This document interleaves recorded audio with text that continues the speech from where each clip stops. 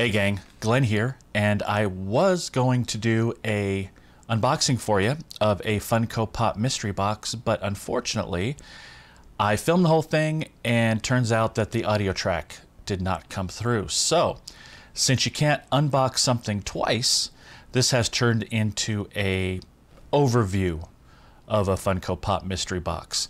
The box in question that we're talking about today is a Funko Pop mystery box from a company called Popular Collectibles. I'm going to put that on the ground there. Popularcollectibles.com. You can go to their website and check them out. Now, mystery boxes that are specifically Funko Pops have kind of had a checkered past. You know, they've come and gone, let's put it that way. It's a tough deal trying to do a mystery box for Funko Pops. And the reason, I think, there's a couple reasons actually. Number one, in this area of collectibles, nobody wants any repeats. So any box that is just sending you Pops and you don't know what they are, you could get some duplicates, especially if you have a ton of Pops like I do. So that's a huge gamble. If somebody isn't into the box just for the mystery part, then they're not going to want to get Pops that they have already. And that's really why I think that there's no subscription mystery Pop boxes other than Pop in a Box. And Pop in a Box works, and you guys know this, it works because you actually need to enter on their site what Pops that you have and what Pops that you want and what Pops that you don't want, so that they have a smaller pool of Pops to draw from to send specifically to you. Now, that being said, Pop in a Box has really screwed the pooch a lot in the past few months in a lot of different areas, and I'm going to be doing a Pop in a Box video later that we'll go over that. But I really think they've been able to keep their core customers and to be really the only month-to-month subscription for Funko Pops that recurs, because you have pretty good confidence that you're not going to get Pops that you already have. So that's kind of what keeps their base there. As far as the other Funko Pop mystery boxes, most of them these days are one-shots. So you order them off of whatever website whenever you want to get a box of mystery Pops. You choose quantities, things like that. And generally, the different boxes have different gimmicks to try to get you to get their box. I know there's one box called Freddy's that their thing is they have 3 different levels of Pops that you could get. You could get commons, you could get rares, you could get grails. And I put a little card in there. Your level of Pop is this. So there's that chance. And Pop in a Box always had that too, where there's supposedly a chance that you would get rides or oversized. I haven't gotten any of those, but that's what Freddy's is all about. And so they have the 3 different levels, but their Pops, and this brings up the other problem I think with mystery Funko Pop boxes, is the price point. The price point is difficult because as a consumer, we know that we could go to Target, we could go to Barnes & Noble, we could go to Walmart, we could go to Hot Topic and get Pops, even the exclusive sticker Pops, for about $10 to $12 a piece. You know, then you add discounts and, you know, blah, blah, blah, you don't have shipping. So, for instance, Freddy's mystery Pops are like $16 a piece, which sounds like a lot, but if you get a chase, then it makes up for it. Or if you get some highly sought after rare, then that makes up for it. But the 2 that I've gotten were both commons. So all I heard in my head when I opened those boxes were wah, wah, wah. You know, I spent $16, $17 on a common Pop. But, you know, I enjoy the mystery part of it. I enjoy the surprise. So it then doesn't bother me as much as it bothers other people. So that kind of price point is tough, because if, you know, you're selling Pops that high when you go to the store and you get them for, you know, 2/3 of that cost, you're not very likely to want to take that chance. On the other hand, from the retailer's point of view or the company's point of view, if you price them too low, then you're not making any profit on it at all, you know, and you're stuck to giving everybody commons. And again, what's the point of that? Not much mystery going on there. And you could get duplicates. So I feel like that each of these boxes has to have some sort of gimmick. some sort of way to draw people to take the risk of getting the mystery part of the mystery box. So Popular Collectibles, what their thing is half every other pop, every 2 pops that you get, one is going to be a common and one is going to be a non-common, like a rare or a variant, a stickered pop, a vaulted pop, a retired pop, a chase even. And it's not a percentage, it's literally every second pop you get. So let's say you order 2.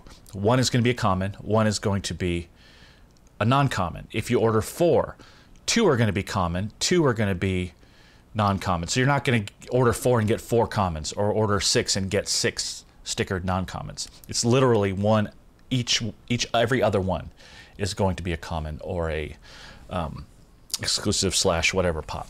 So it's funny, in this case, getting 1 pop is kind of a waste. You would never get 1. You would want to get 2 because you guaranteed a non-common pop.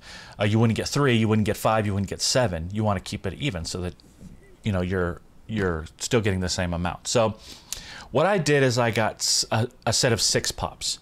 So I'm guaranteed to get 3 that have stickers of some sort and 3 that are common pops. Again, I don't know what they are. They say when you order, you can try to narrow it down with them and let them know what lines that you collect or what lines that you don't want. They don't make any guarantees, but they do say that when you order that you can put that in there and they'll look at that.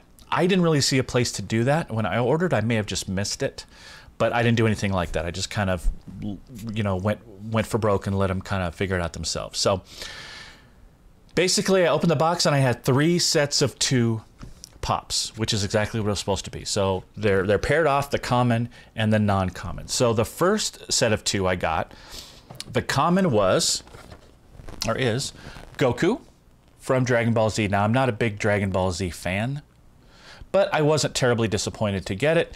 And one of the reasons that as soon as I pulled these boxes out, I saw that the boxes themselves, now I'm not too worried about box condition for myself, but they really, really looked good. I mean, these are brand new, very clear, great colors, no imperfections at all. These are like brand new, as if you'd taken them out of a case. So the boxes looked really good. So I got Goku there. And in this set, my non-common was Emma Frost. This is the Specialty Series, available to smaller retailers for a limited time there. I got Emma Frost, and this is actually one I have already. Again, I'm not that worried about getting the repeat in this case because the box looks so great and the pop is pretty new. People want it. Makes good trade bait. So I should be able to get something decent for this that I actually don't have, just because it's pretty highly sought after and it's brand new and it's just in great condition. So that was the first pair. The second pair, the common, was Stranger Things. This is 11 with Eggs. This is a brand new set. I mean, I couldn't get any newer than this. These are just coming out right now. And as commons go, this is one I really, really wanted to get. You can see the rest of the series in the back. There's 2 chases in this set as well, but I definitely want the whole thing. So I was really happy to get this. Even though it's the common, it's one that I really, really wanted and didn't have. So there's that one. And in the second set, the non-common was the Joker, the Hot Topic exclusive with Kisses, basically the Bombshells Joker.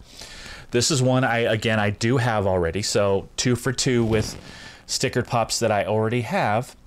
But again, brand new pop. Box looks great, highly sought after. I should be able to trade it for a decent pop that I do want.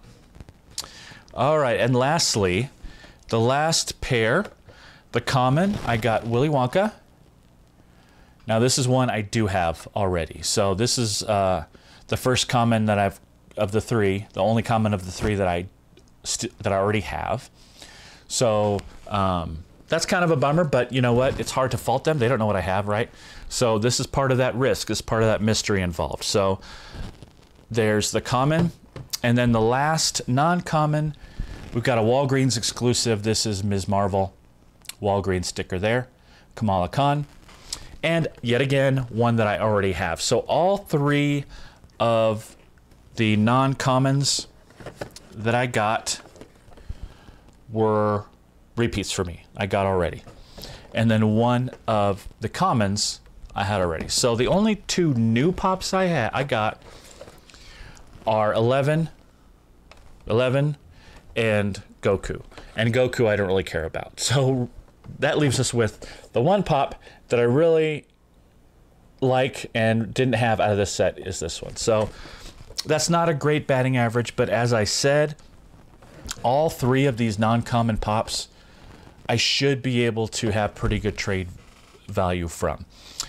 These pops were about $10 a piece, with about $10 in shipping total. So it was about $70 for 6 pops. Not terrible, pretty average, not exceedingly high, but also, you know, with shipping a little higher than if I went to the different stores and got them. So I actually honestly don't have too much to complain about. It would have been nice if one of my uncommons was something that I didn't have yet, or, you know, more than one. But again, I'm trying to look at it as, okay, this is a box where I'm taking a huge risk in getting something I already have because I have 600 pop figures, right? So as that goes and going into it with that expectation, I'm pretty happy with the selection, and I'm especially happy with the condition of the pops. They just look great. The boxes look amazing, and that's kind of rare nowadays. Usually there's at least one that has a little bit of a flaw or is a little bit dingy, etc. This just looks great. So they just did an amazing job with both packing and getting pops that just look brand new right out of the case. So that's it for Popular Collectibles Mystery Funko Pop Box. I'll leave a link down there so you can check them out yourself. Let me know what you think in the comments below about these kind of mystery boxes and you know, the risk you kind of take as a pop collector. As always, throw a like my way if you like this video. Sorry I didn't get to do a proper unboxing. I'll have to kind of watch it next time, make sure I'm getting things right. But again, you can't unbox it a second time. So it was good to be able to share these with you, and I've got some more unboxings coming up, including a pop in a box that I haven't done in a while, and a couple subscription boxes as well. February is a busy month for videos, so I'm just trying to get them all out to you. Hit me up on Facebook, Instagram, Twitter, as I always say at the end of these, and until next time, we'll talk to you later. Bye-bye.